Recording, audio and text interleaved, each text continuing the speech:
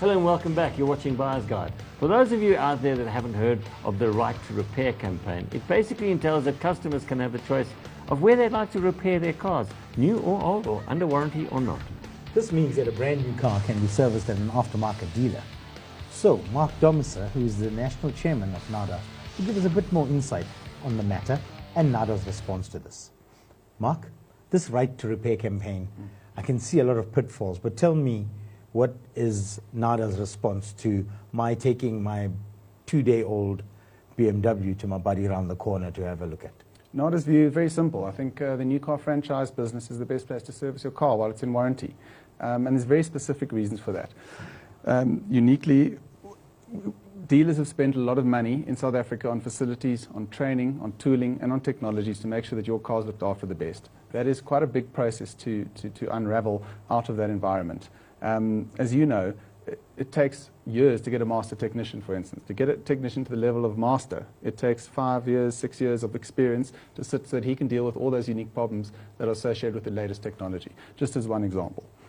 So the Right to Repair campaign is basically saying that anybody should have the right to take their vehicle wherever they feel like to have it serviced, not necessarily a franchise dealer. Absolutely. And obviously, you guys would disagree with that. Well, we would disagree with it because initially, if it needs to be rolled out, it needs to be rolled out responsibly. And the current code of conduct that has been written, I don't believe, and NADA doesn't believe, is responsible in that respect.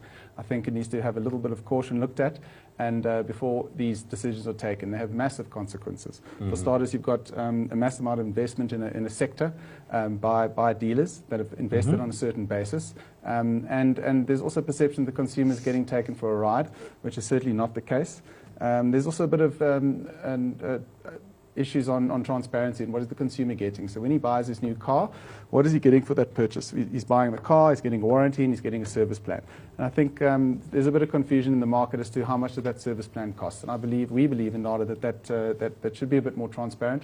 The guy should know when he buys a car what he's paying for on his service plan, and then he can see what the price is, and he can make an independent decision as to whether he thinks he's getting screwed or he thinks he's actually getting value for that. You know, my gripe with the maintenance plan has always been it should be designed for the particular client. Absolutely. Not just, I'm buying a BM, I'm doing 5,000 Ks a year, but I'll have to take that motor plan irrespective. Exactly. I can't agree with you more. You know, if that is resolved, where you sell a maintenance plan or service contract to a client that services a personalized one. The choice. The choice. Give them the choice. Give them the choice when they buy a new car. And the other thing is, I have no problem with them going back to the manufacturer. Actually, I think it's the right thing to do. If your car's still under warranty, you should go back to the manufacturer. Absolutely. See, my concern with the Right to Repair campaign, I can understand where it comes from, where people are saying you should have the right to, if you don't want to take it to whoever the manufacturer is, you can take it to an aftermarket place to have it repaired. I don't think it's a great choice for the consumer because I don't believe that aftermarket we have enough really good workshops to control that. There are, definitely, there are some really good workshops outside of that can control it. But I can just see the pitfall. Some guy goes out and buys, let's say, a Mercedes-Benz, and he decides to take it to some guy around the corner to have it serviced because it's more convenient than going to the dealer.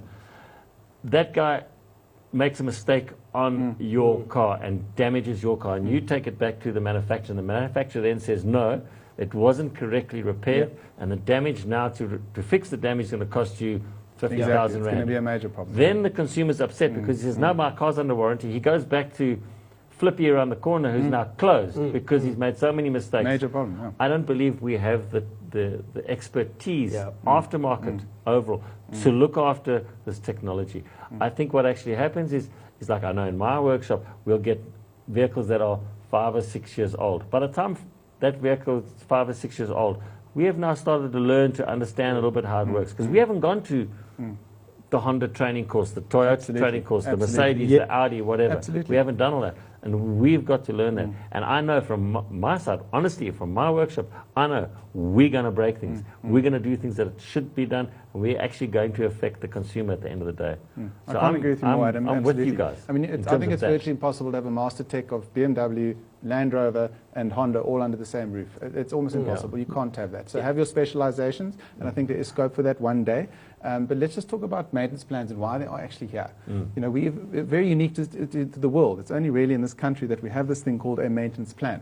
And the perception out there with right to repairs, it's out there to screw the customer. Actually, we have something called the Rand. A year ago, the Rand was at 14.20. Ramaphoria happened, it went down to 11.80. Today, it's at 13.50. Believe me, those products are there to protect the consumer, okay, like a warranty. They're there for its protection. So parts pricing just goes skyrocket in a matter of months. And those products are there really to protect the consumer, not to screw him over. So a bit more transparency, let the customer know what he's paying for them, and you can do that. I mean, there's some crazy numbers being thrown about, but if you buy a new Kia Picanto today, it doesn't come with a service plan. You want to buy one for 2 years, 2-year service plan is 5,300 Rand. It's not exorbitant, but it protects the customer. Yeah. Numbers being thrown out there in the market of 30,000 Rand for a service plan. I mean, you've got to sit and just peel back from the hysteria, and just everything is done actually for the customer, and also in the spirit of proper competition. Absolutely. Justin, your feeling on this? Yeah. So I mean, I just think from like my side, I can see to where the worry is. If you just go to Frikki's, you know, servicing, and sorry, Frikkie, and he might be a good guy, yeah, but he messes up, and the situation gets worse. You can't take that car to some guy, and if it gets messed up, go and complain with the manufacturer. Because that's what will happen. That is what's going to happen. Because that's what's going to happen. Now the manufacturer says, well, we didn't put that part in, and that's not an approved part, but it was fitted. What you have to remember, the right repair campaign has been sort of launched because of a perceived anti-competitive nature of the new car franchise business. Please also understand, the new car franchise only has 25% of the car park. A 10-year car park is roughly 8 to 10 million cars, and the new car market franchise only deals with 25% of the market. It's hardly a dominant player. Yeah. However, in that very technical area, it is such a minefield to just open the books, and open the floodgates, open up to everyone. Dealers spend a hell of a lot of money making sure those cars are looked after, make sure the staff know what they're doing, and it's a nightmare if you don't. And the aftermarket, I'm afraid to tell you, now I'm part of the aftermarket, do not do that. So it's take your car to the dealer when it's under warranty. That's my feeling of it. Yeah. Yep. Thank you, Adam. And that's